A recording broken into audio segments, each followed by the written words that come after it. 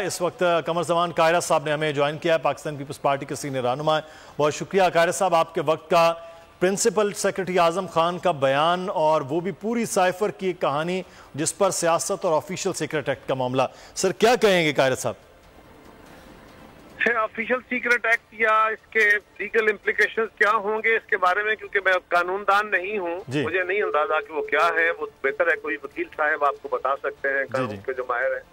لیکن مجھے افسوس اور تکلیف اس بات کی بہرحال ضرور ہے کہ ایک بندہ جو وزیر اعظم پاکستان رہا، اعلیٰ ترین خدے میں ملک میں، اس کو اتنا عزت تھی کھیل میں اور طاقت میں، وہ پاکستان کے سالمیت، پاکستان کے خارجہ تعلقات کے اوپر حرف ڈال رہا ہے، اور صرف اپنی گرتی ہوئی ساکھ کو بچانے کے لیے۔ یہ بہت افسوسناک تھا۔ باقی یہ کوئی خبر ہمارے لیے اس لیے نہیں ہے کہ ہمیں تو پہلے ہی پتا تھا کہ یہ جھوٹ پہ مبنی سارا کچھ۔ لیکن قاہرہ صاحب، اگر یہ پاکستان کے خارجہ تعلقات کے حوالے سے پاکستان کے معاملات پر حرف ڈالا ہے کوئی شخص، تو اس کے خلاف تو پھر کارروائی کا ہونا بہت ضروری ہے، کیونکہ یہ ذاتی کسی کا معاملہ نہیں ہے، یہ تو پھر پاکستان کے حوالے سے۔ تو آپ نہیں سمجھتے یہ تحقیقات کو بھی تیز ہونا چاہیے، یہ معاملات بھی کلیئر ہونی چاہیے، جو اس سازش میں ملوث رہا ہے کوئی بھی ہو؟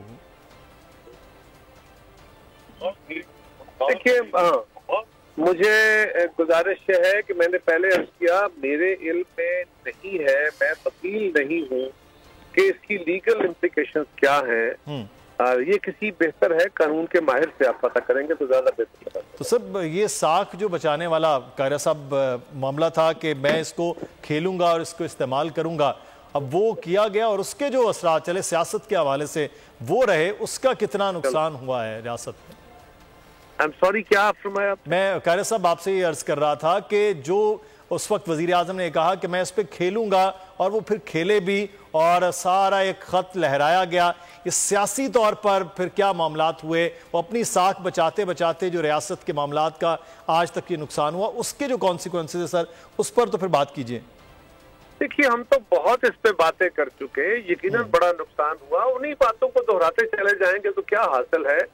میں نے عرض کیا، میرے لیے خبر نہیں ہے، کیونکہ مجھے پہلے ہی یقین تھا کہ یہ جھوٹ پہ مبنیت پہ کچھ نہیں ہے، اور ان کا بھید کھلتا جا رہا ہے۔ ان کے اپنے فالوورز کے لیے لمحہ فکریہ ہے کہ جس بندے کو وہ فالو کر رہے تھے وہ اتنی زور سے جھوٹ بول رہا تھا کہ سچ کا گمان ہونے لگتا تھا، اور اس سے پاکستان کی سالمیت، پاکستان کے خارجہ تعلقات میں جو ڈینٹ ڈالا ہے، ان کے فالوور کو سوچنا چاہیے۔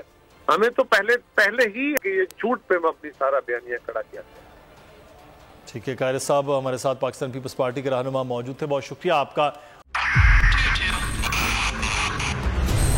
موبائل لون اپلیکیشن سے قرض لینا عوام کے لیے عذاب بن گیا، سود کی زیادتی اور دھمکیاں، شہری نے اپنی جان لے لی۔ بول نے دیا اپنے عوام کا ساتھ، اٹھائی اس اسکیم کے خلاف آواز۔ جو ہے لون دینے کے حوالے سے فراڈ بن رہی ہیں اور لوگوں کی زندگیوں سے اور ان کی عزتوں سے بھی کھیل رہی ہیں۔ تو میں یہ سمجھتا ہوں یہاں پہ دو تین بڑی اہم چیز ہے، یہ ہے کہ ایسی ایپس جو کہ ایکسیس پرووائڈ کر دیتی ہیں ٹو دی کانٹیکٹس، اور اس کے علاوہ ٹو دا گیلری۔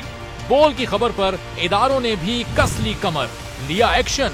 بول کی کاوشیں برابر ثابت ہو گئیں، آن لائن قرض مافیا کے گرد گھیرا تنگ ہو گیا ہے، کیونکہ بول ہے پاکستان کا نمبر 1 نیوز چینل۔